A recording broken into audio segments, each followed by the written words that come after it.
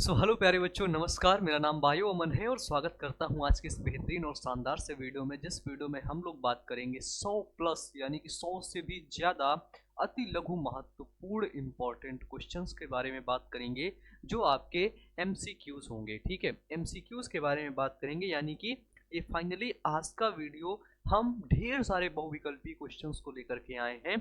और इस वीडियो में हम आपको बताएंगे कि आप किसी भी बोर्ड से हैं, यदि आपका मीडियम हिंदी है, ठीक है, आपका बोर्ड कोई भी है, और यदि आप हिंदी मीडियम से तैयारी कर रहे हैं तो क्लास 12 बायोलॉजी में कौन कौन से इंपॉर्टेंट टॉपिक हैं जिसको आप पढ़ सकते हैं। ठीक है, तो सबसे पहले हम लोग बात करेंगे कि उन टॉपिक्स को बता देते हैं जिन टॉपिक को आपको पढ़ना है, उसके बाद हम लोग बात करते हैं इंपॉर्टेंट क्वेश्चन के बारे में।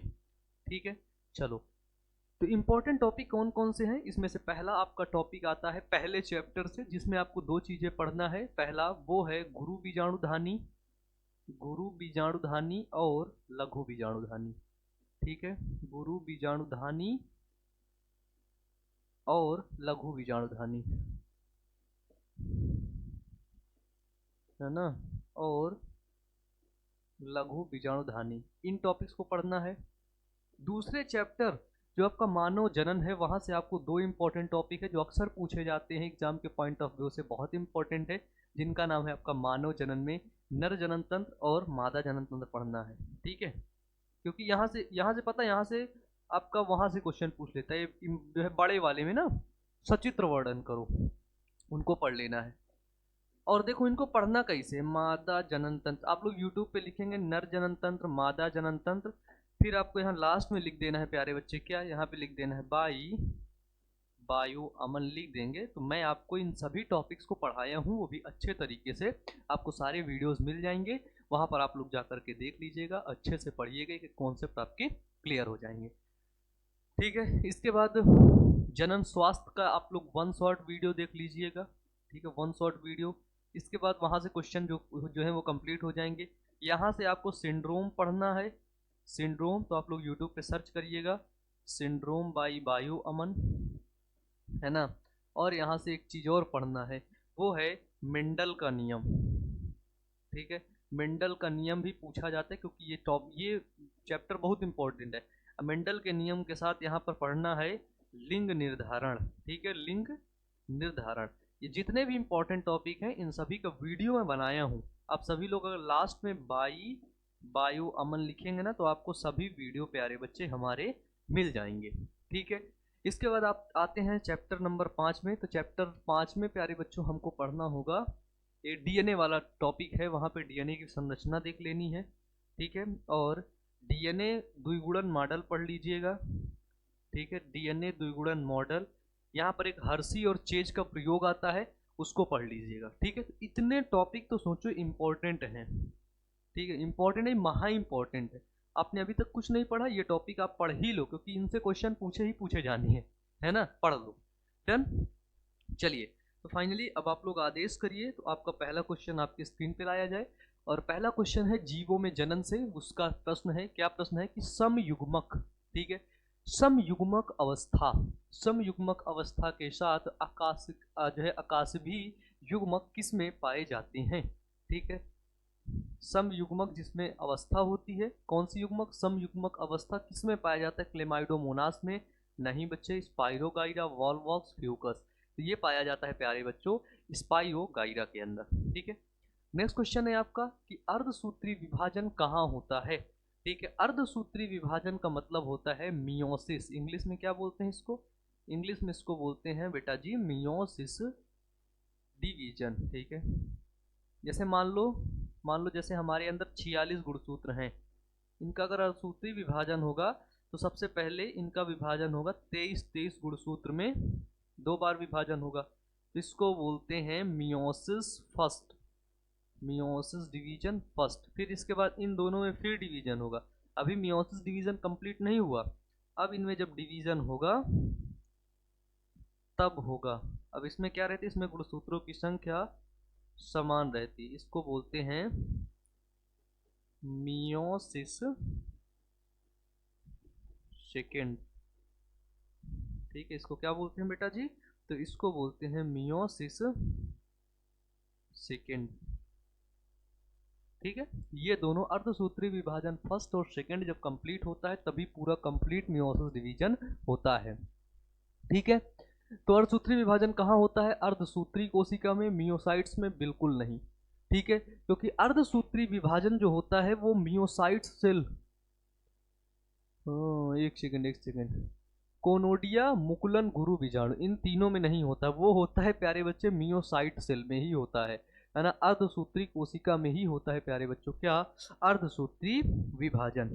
ठीक है, चलिए तीसरा नंबर क्वेश्चन है अनुवांशिक पुनः संयोजन, अनुवांशिक पुनः संयोजन जिसको बोलते हैं जेनेटिक रिकॉम्बिनेशन, क्या बोलते हैं इसको इंग्लिश में? इंग्लिश में इसको बोलते हैं बेटा जी जेनेटिक रिकॉम्बिनेशन। ठीक है, जेनेटिक रिकॉम्बिनेशन का कारण है पहला निषेचन और अर्धसूत्रण, दूसरा अर्धसूत्री और सूत्री विभाजन, तीसरा निषेचन और सूत्री विभाजन, चौथा उपरोक्त में कोई नहीं।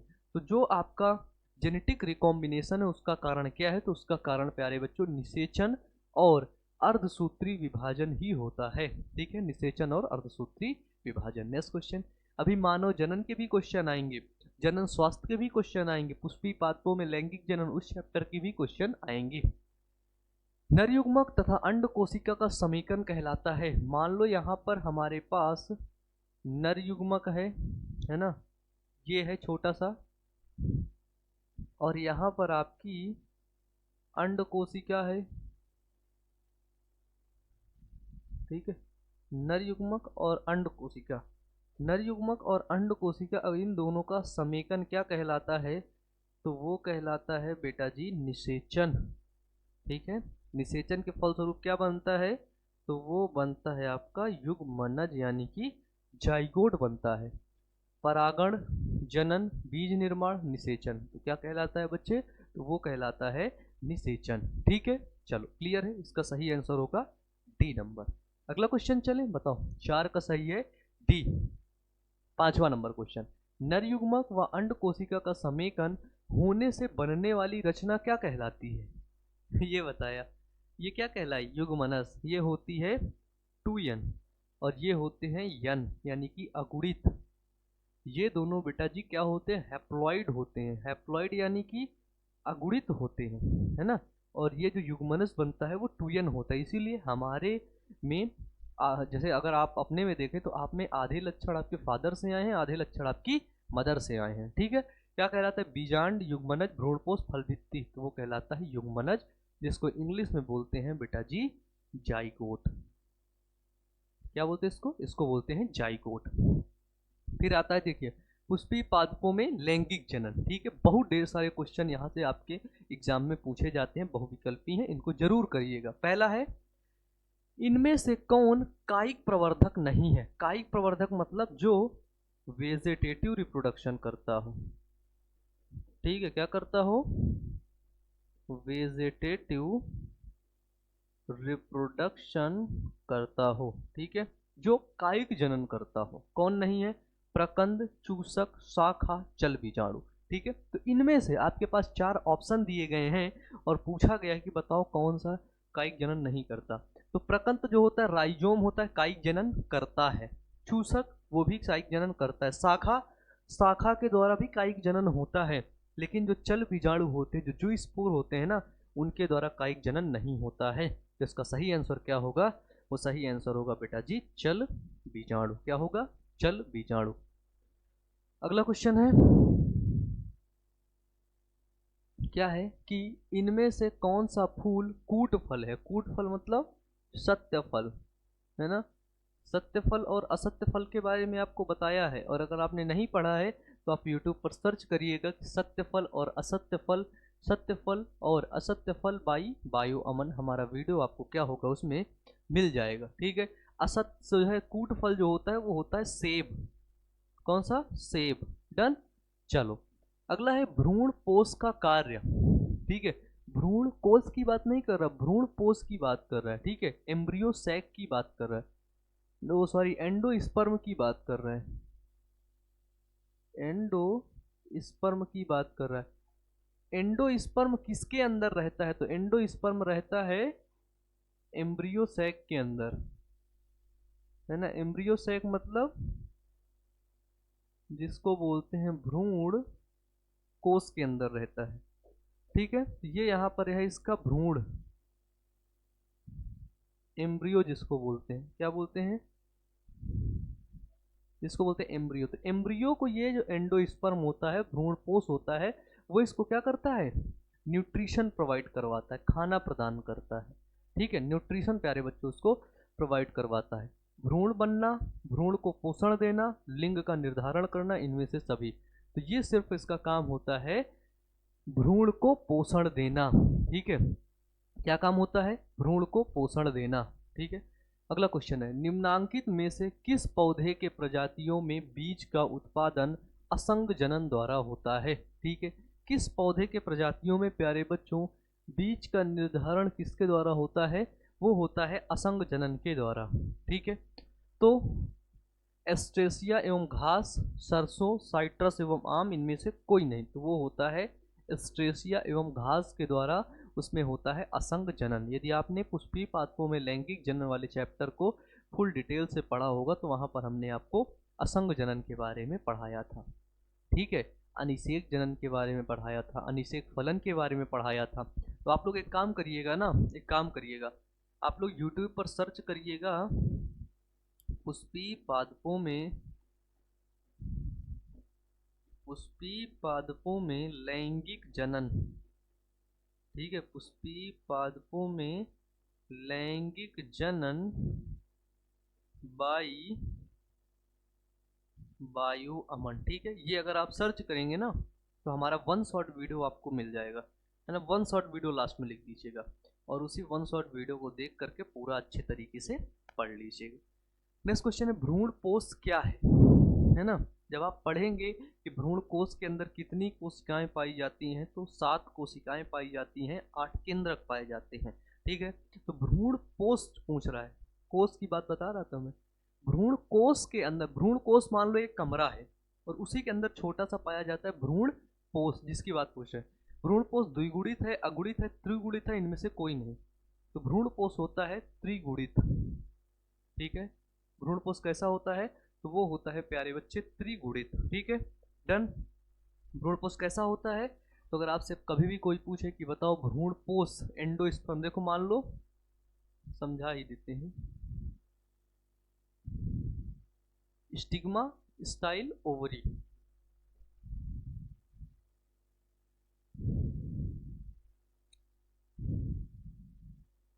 ओवरी के अंदर ये प्यारे बच्चे क्या है, ये है आपका ओव्यूल,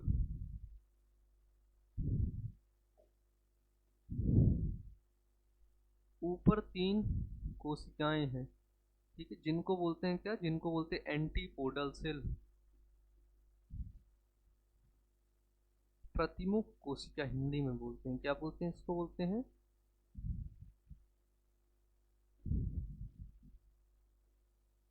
प्रतिमुख कोशिका।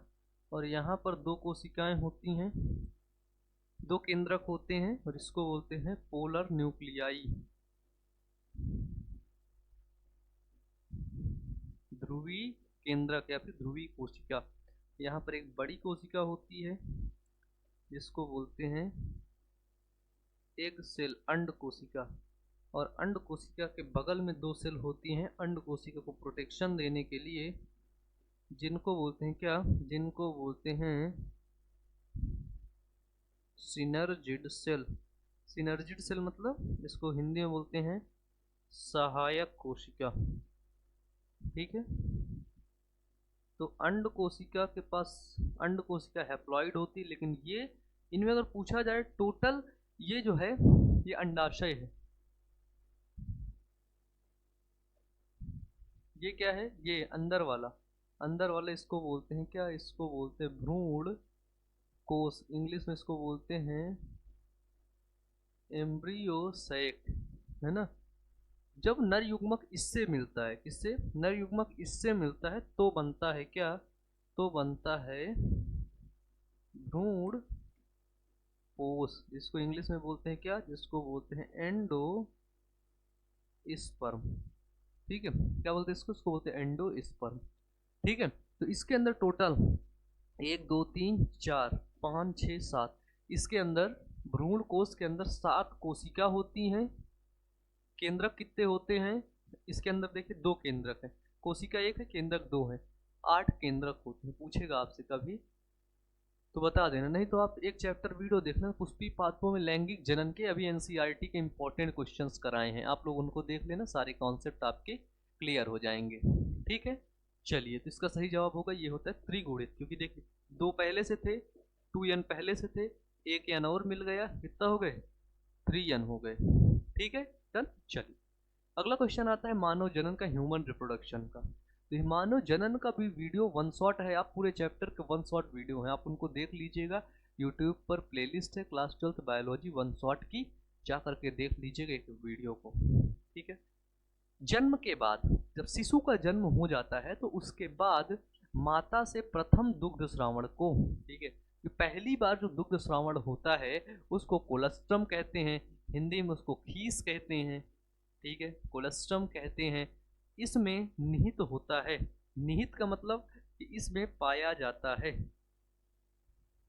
ठीक है, इसमें ये बोल रहे हैं कि इसके अंदर क्या पाया जाता है। IgA, IgD, IgE, IgG। Ig मतलब होता है प्यारे बच्चों इम्यूनोग्लोब्यूलिन। ठीक है, इम्यूनोग्लोबुलिन पाया जाता है, जो क्या करता है? इम्यूनोग्लोबुलिन प्रतिरक्षा तंत्र में सहायक होता है। ठीक है, इम्यून सिस्टम में ये सहायता प्रदान करता है इम्यूनोग्लोबुलिन। ठीक है, तो पाया जाता है IgA, इम्यूनोग्लोबुलिन A पाया जाता है प्यारे बच्चे। ठीक है, अगला क्वेश्चन है प्रोस्टेट कैंसर के लिए प्रयुक्त प्रतीक एंजाइम क्लिनिकल जांच के लिए 4 में से कौन है? ठीक है, प्रोस्टेट कैंसर को बताने के लिए शेड्यूल लगा दीजिए।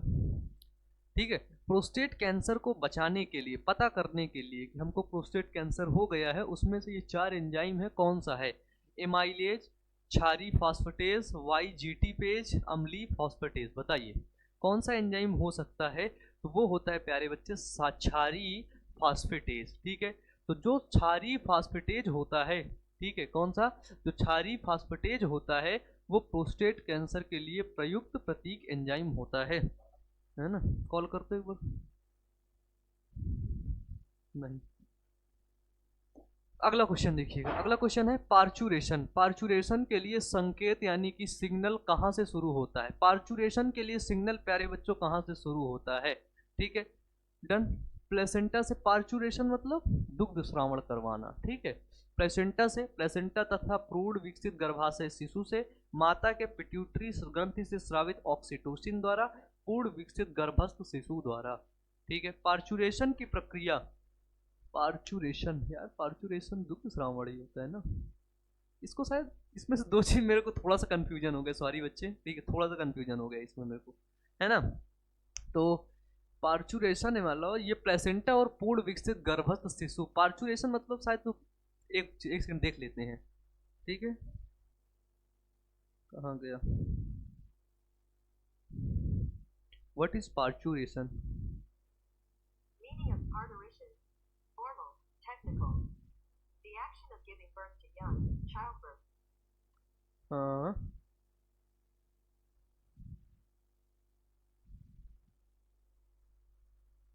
पार्चुरेशन मतलब होता है प्यारे बच्चे प्रसव से, गर्भ जो होता है, गर्भ प्रसव से बाहर निकलना। जब गर्भ प्रसव से बाहर निकलता है तो प्लेसेंटा तथा पूर्ण विकसित गर्भस्थ शिशु ही पार्चुरेशन को सिग्नल देता है कि भैया बाहर निकलना है उसे। ठीक है, अगला क्वेश्चन है गर्भावस्था के किस महीने में गर्भस्थ शिशु गतिशील होता है तथा सिर पर बाल उगाते हैं? ठीक है, किस महीने में जो शिशु होता है वो गतिशील हो जाता है और उसके सर पर बाल होते हैं? चौथा महीना, 5वां महीना, 6ठा महीना, 3रा महीना? बताइए, आप लोग अगर बता सकते हैं तो बताइए। तो जो 5वां महीना होता है ना, 5वें महीने में वो लात वात मारना शुरू कर देता है। ठीक है, लास्ट क्वेश्चन है मानव में किस तरह का प्लेसेंटा पाया जाता है? जो प्लेसेंटा, ये प्लेसेंटा जिसको बोलते हैं क्या? जिसको बोलते हैं अपरा, आवल भी इसको बोलते हैं। ठीक है, तो मानव में किस तरह का प्लेसेंटा पाया जाता है? क्रॉनिक, ठीक है, कोरियोनिक, हीमोकोरियल, मेटाडिस्कोडियल, और इनमें से सब वो पाया जाता है, क्योंकि मानव के प्लेसेंटा में यूरिन भी वो सॉरी ये ब्लड भी रहता है, ठीक है, तो वो है हीमोकोरियल प्लेसेंटा प्यारे बच्चों पाया जाता है, ठीक है। हीमोकोरियल इनमें से सभी हो सकता है ये, ठीक है, क्योंकि ये सभी प्लेसेंटा तो पाए जाते हैं, ठीक है, लेकिन हीमोकोरियल उससे ज्यादा सही आंसर है।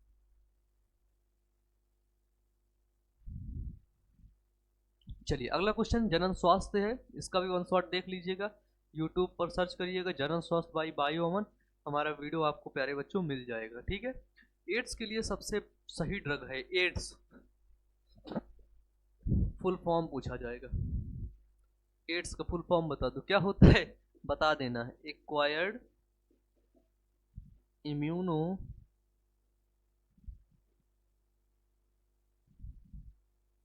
इम्यूनो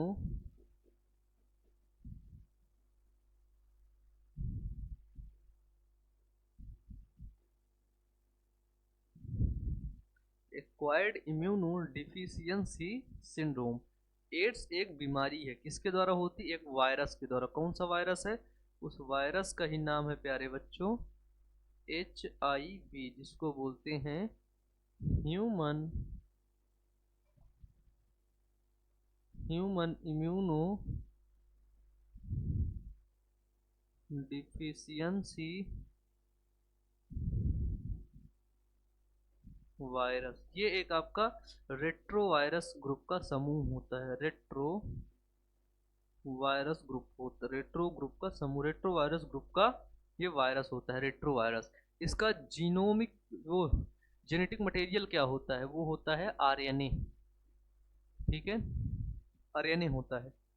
एड्स का जेनेटिक मटेरियल क्या होता है, RNA होता है, तो इसका क्या होगा, एकाइलोक्लोविर, ये क्या है, डिडिनोसाइन, जीडोवल्विडीन, टेट्रासाइक्लिन।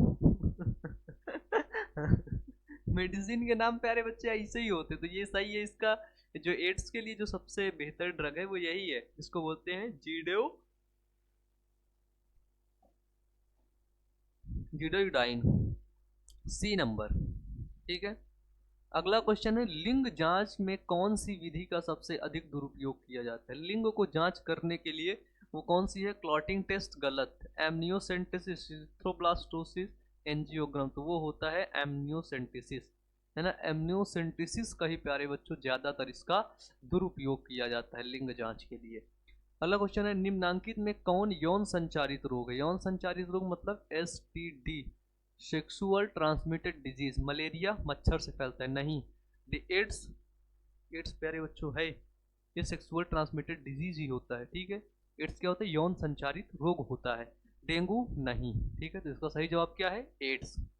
अगला है यौन संचारित रोग है, यौन संचारित रोग मतलब सेक्सुअल ट्रांसमिटेड डिजीज कौन सा है, पहला खसरा, मीजल्स नहीं, टीबी नहीं, गोनोरिया, टाइफाइड। टाइफाइड होता है प्यारे बच्चों साल्मोनेला टाइफी से, और जो गोनोरिया होता है वो होता है निशेरिया गोनोरिया से, और ये आपका सेक्सुअल ट्रांसमिटेड डिजीज है, ठीक है, STD, ठीक है, सेक्सुअल ट्रांसमिटेड डिजीज होता है प्यारे बच्चों। अगला क्वेश्चन है निम्नलिखित में से कौन यौन संचारित रोग है, अरे कितना पूछ लिया भैया, टाइफाइड, हैजा, मलेरिया, तीनों नहीं है, कौन है, सिफिलिस यौन संचारित रोग है, ठीक है, डन। फिर अगला क्वेश्चन है परिवार नियोजन के लिए शुक्रवाहिका को काटकर बांधने की विधि को कहते हैं, शुक्रवाहिका किस पे पाई जाती है, शुक्रवाहिनी, शुक्रवाहिनी किस में पाई जाती है प्यारे बच्चे, तो शुक्रवाहिनी पाई जाती है नर में, मेल के पास पाई जाती है, यानी कि प्यारे बच्चे नर के पास पाई जाती है, ट्यूबेक्टोमी, वैरेक्टोटोमी, वैसेक्टोमी, कैस्ट्रोटोमी, तो वो सही आंसर है वैसेक्टोमी, नर में पाई जाती है। और ट्यूबेक्टोमी मतलब फैलोपियन ट्यूब को कट करके बांध देना, ठीक है, किसको बांध देना प्यारे बच्चे, फैलोपियन ट्यूब को कट करके बैंड कर देना, ठीक है, कहाँ पर, मादा में।